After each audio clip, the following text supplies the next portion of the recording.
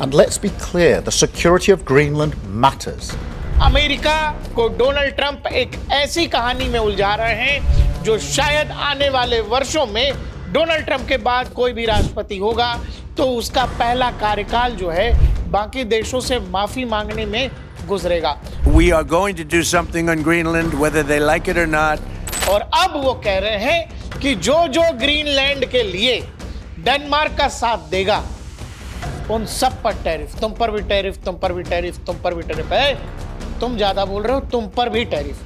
I'm the tariff king and the tariff king has done a great job. लेकिन अब आपका मन बढ़ रहा है कि आपको ग्रीनलैंड भी चाहिए, कल को आप कहेंगे कि हमको ब्रिटेन भी चाहिए, कल को कुछ और कहेंगे, तो ऐसा चलेगा नहीं।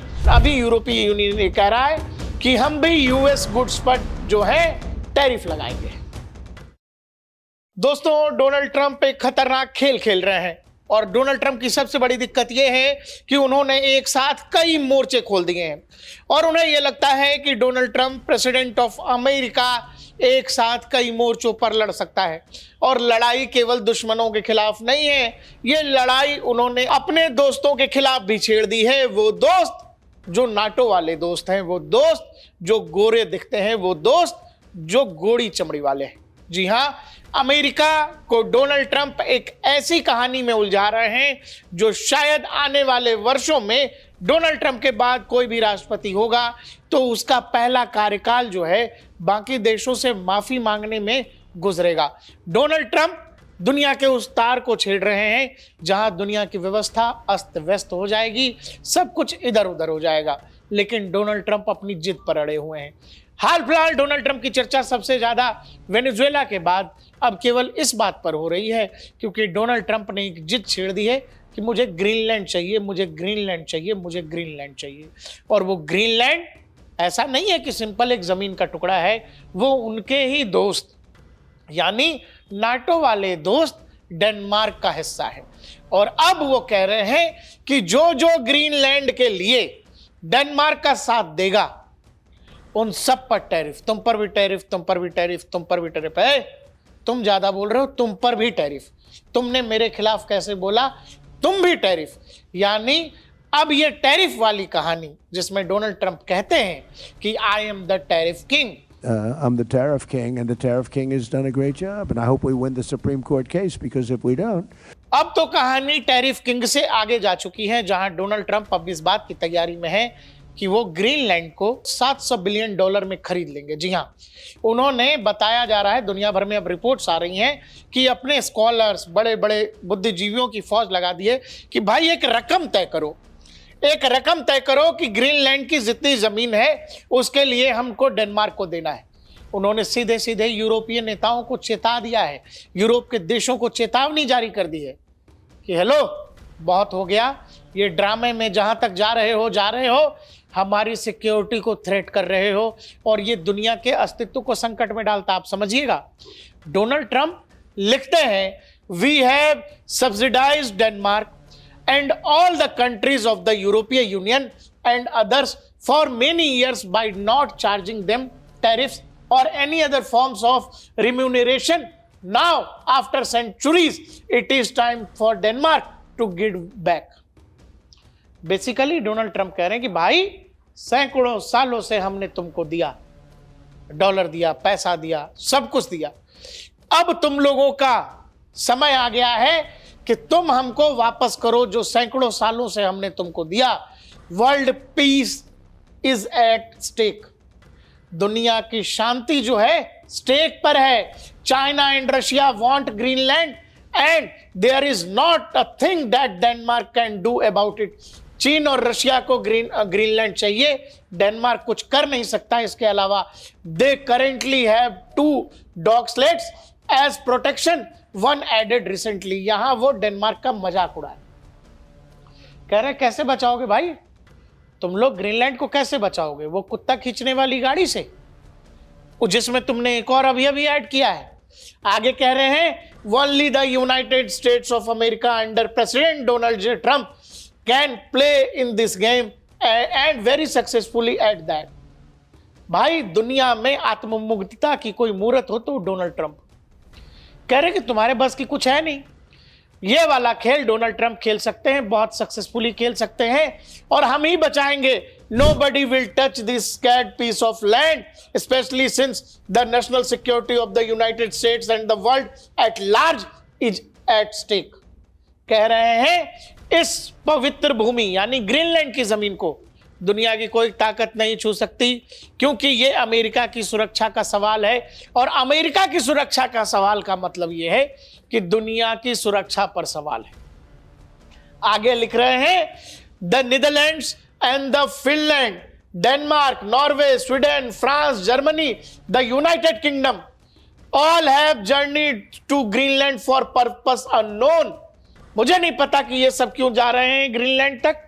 सारे देशों का नाम लिया है, उन सभी देशों का जो देश यूनाइटेड स्टेट्स के ग्रीनलैंड वाली मुहिम का विरोध कर रहे हैं। आपको पता है डोनाल्ड ट्रंप ने कहा कि मैं तो ऐसे या वैसे ग्रीनलैंड ले ही लूंगा।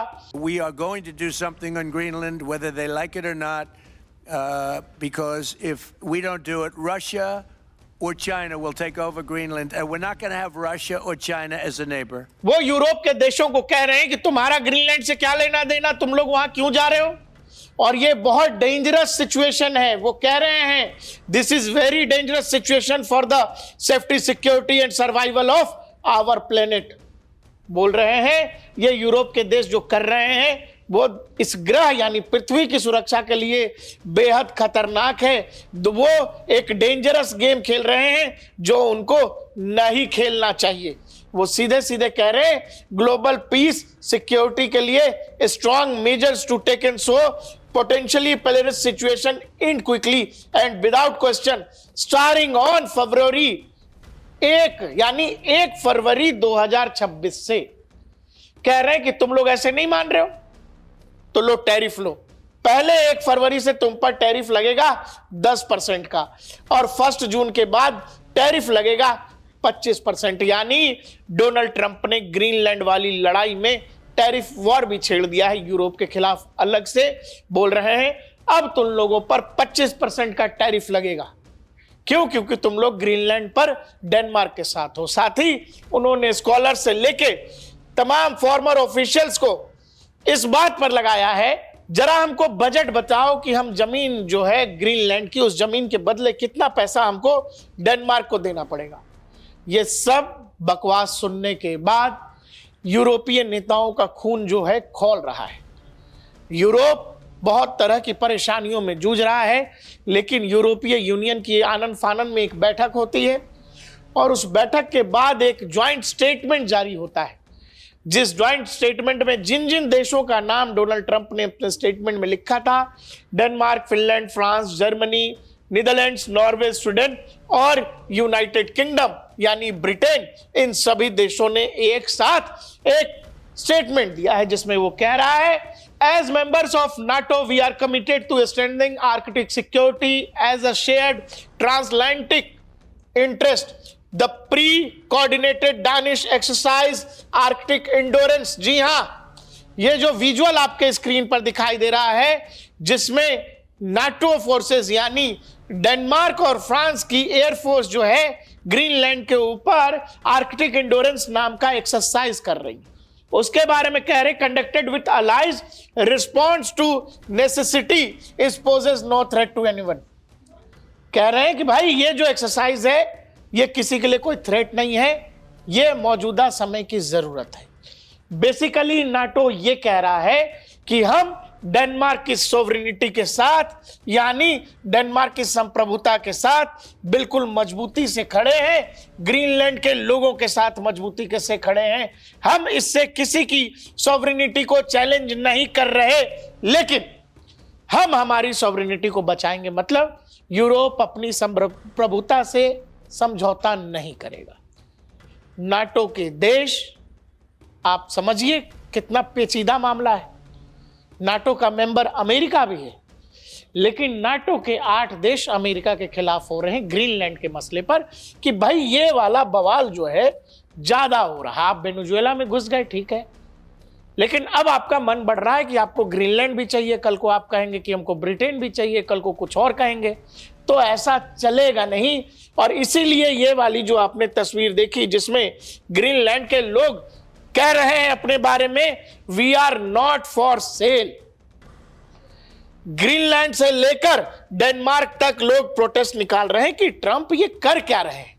ट्रंप आखिर नाटो की सालों पुरानी दोस्ती को खतरे में क्यों डाल रहे हैं। ट्रंप जो कर रहे हैं, ट्रंप बार बार कह रहे हैं कि मैं करूंगा, मैं करके रहूंगा, मैं तो रुकने वाला नहीं हूं। ग्रीनलैंड हमारी सिक्योरिटी के लिए जरूरी है, नेशनल सिक्योरिटी के लिए जरूरी है, और अमेरिका की नेशनल सिक्योरिटी सबसे ज्यादा जरूरी है अगर ये पृथ्वी सुरक्षित रखना है तो।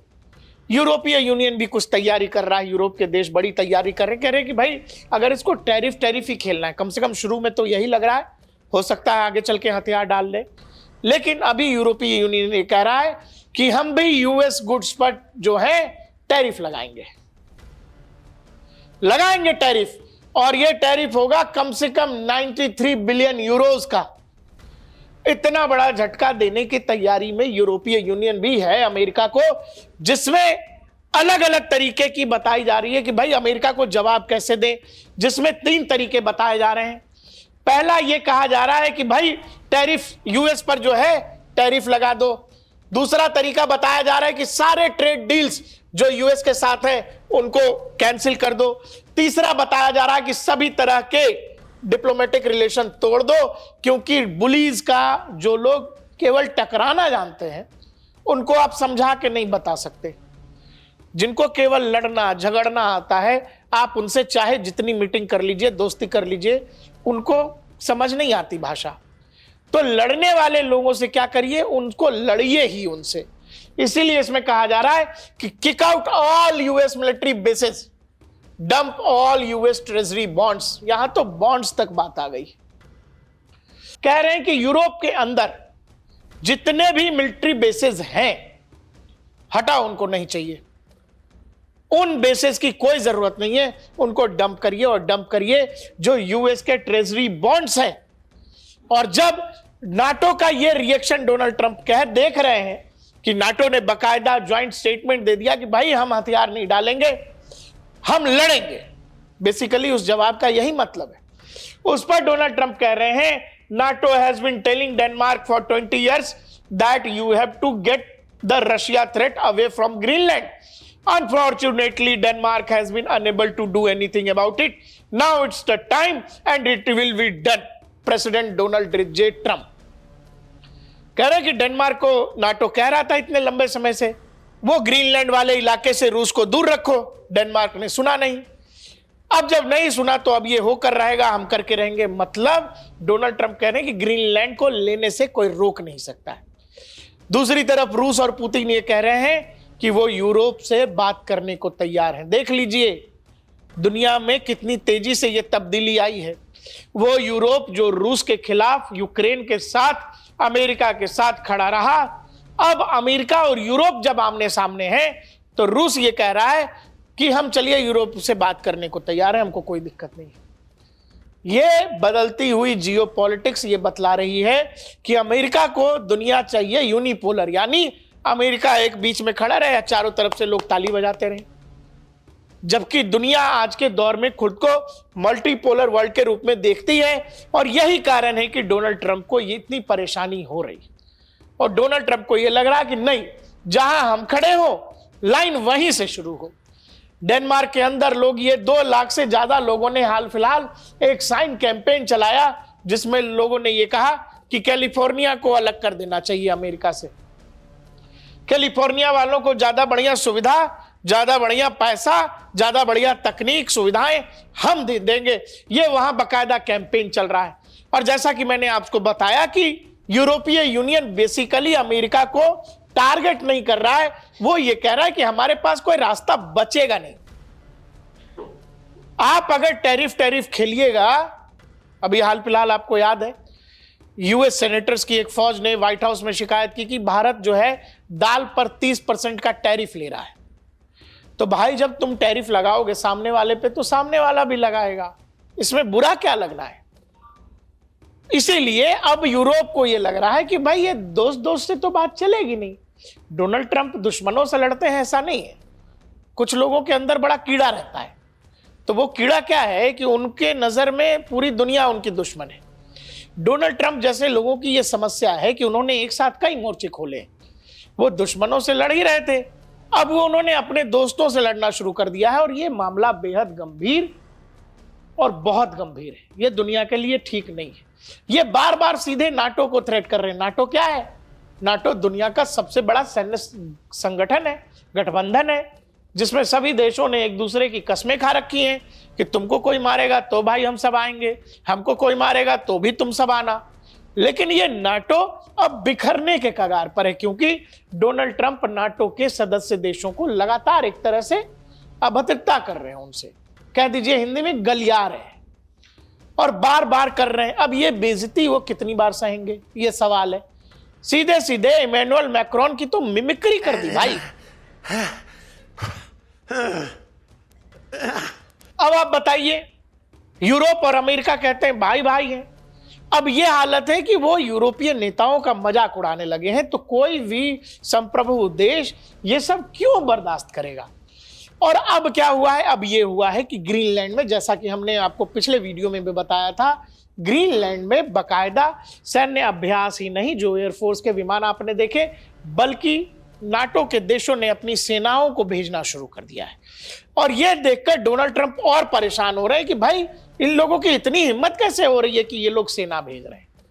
ट्रंप ने पहले कहा कि 1 फरवरी से 10% और 1 जून से 25% tariff, I am the tariff king, और हमसे जो टकराएगा हम उस पर टैरिफ लगा देंगे। उसके जवाब में यूरोप इस बात की तैयारी में है कि 96 यूरोज जो है, बिलियन यूरोज वसूला जाएगा टैरिफ के जरिए। यूएस प्रोडक्ट्स पर भी यूरोप टैरिफ लगाने को तैयार हो रहा है। और एक बड़ी मीटिंग हो गई, यह कह दिया गया कि हम रुकेंगे नहीं। और बाकायदा सैन्य अभ्यास का होना, वो जो इंड्योरेंस, अटलांटिक इंड्योरेंस का नाम दिया गया सैन्य अभ्यास को, और ग्रीनलैंड के ऊपर जो डेनमार्क और फ्रांस के फाइटर जेट्स उड़ रहे हैं, वो सीधा सीधा अमेरिका को चैलेंज है कि यूरोप घुटने नहीं टेकेगा। ये बड़ी लड़ाई है किसकी? ट्रेड वॉर कह लीजिए, ट्रेड वॉर जो आगे बढ़कर एक युद्ध में, सैन्य टकराव में तब्दील हो सकता है, उसकी ये शुरुआत कह लीजिए। डोनाल्ड ट्रंप जल्द नहीं रुके तो ये नुकसान दुनिया का है, मानव समाज का है। लेकिन सवाल ये है कि क्या ये बात अमेरिका में बैठा बुद्धिजीवी वर्ग भी देख रहा है कि डोनाल्ड ट्रंप दुनिया को कितना नुकसान पहुंचा रहे हैं। देखते रहिए DNP इंडिया, हर खबर भरोसे के साथ।